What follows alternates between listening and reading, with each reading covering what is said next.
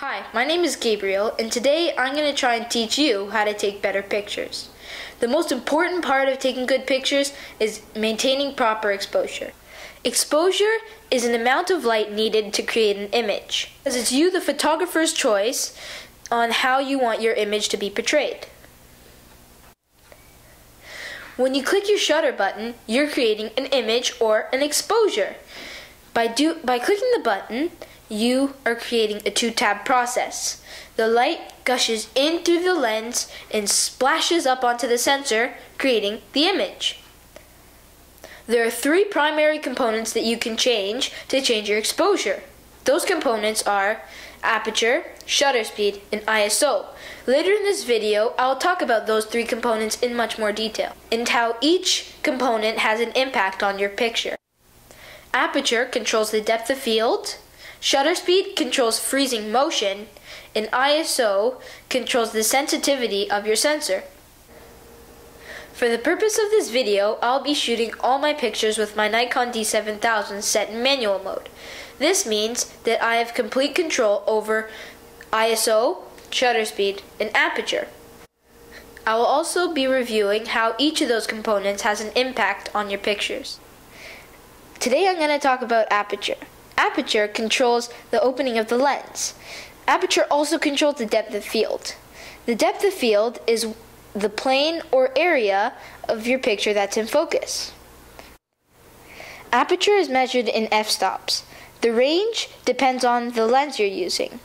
Today, I'll be demonstrating the impact of aperture using my 35mm lens that has a range of f1.8 to f22. I'll take two pictures. One of them will have a low aperture, and one of them will have a high aperture. When you take pictures using low apertures, then you'll get a shallow depth of field. That means that a small portion of your picture will be in focus. When you take pictures using high apertures, then that means you will get a large depth of field. This means that a large portion of your picture will be in focus. First, I'll take a picture at f1.8, and we'll see how that turns out.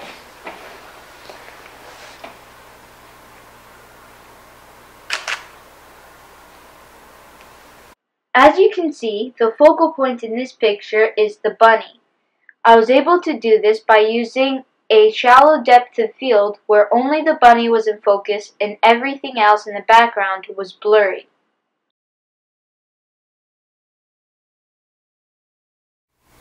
Now I'll change the settings to f16 and we'll see the differences between the two and the impact on the picture.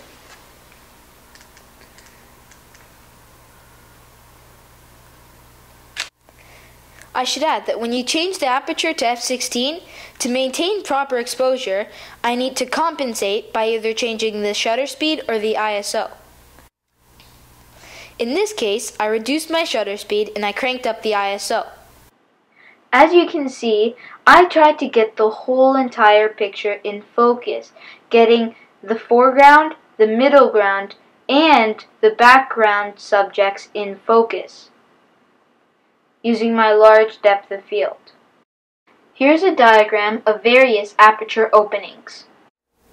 Tomorrow we will be going to Edwards Gardens, where I'm going to show you some examples of how shutter speed impacts your pictures. We're here at Edwards Gardens, and I'm going to be taking pictures on how changing the shutter speed really has an impact on photography.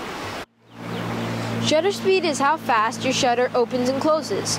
Depending on how fast you set your shutter speed, it can have an impact on the movement within your picture. And I'm going to be taking a picture of that beautiful little waterfall over there.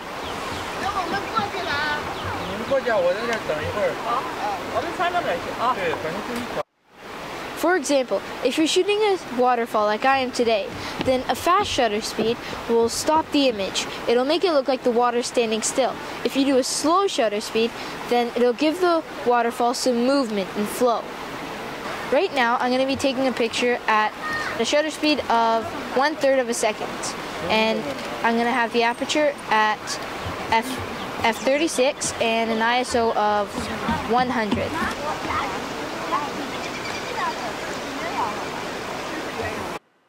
As you can see, at a shutter speed of 1/3 of a second, the water has flow to it.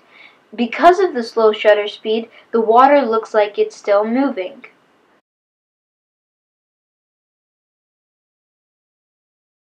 Now I'll be taking a picture at a shutter speed of 1/1000th of a second to compensate, an aperture of f5.6 and ISO of 640. We'll see how that turns out. With a fast shutter speed, you freeze the motion and the water looks like it's standing still.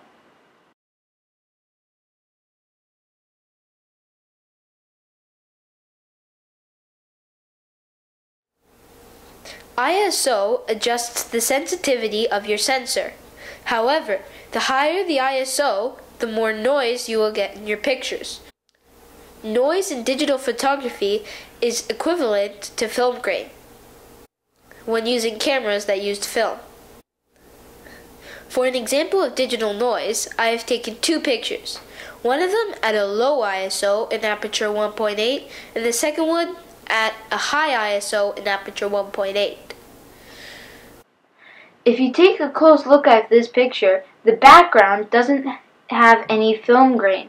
It's nice and smooth. At ISO 100, that's what the effects are.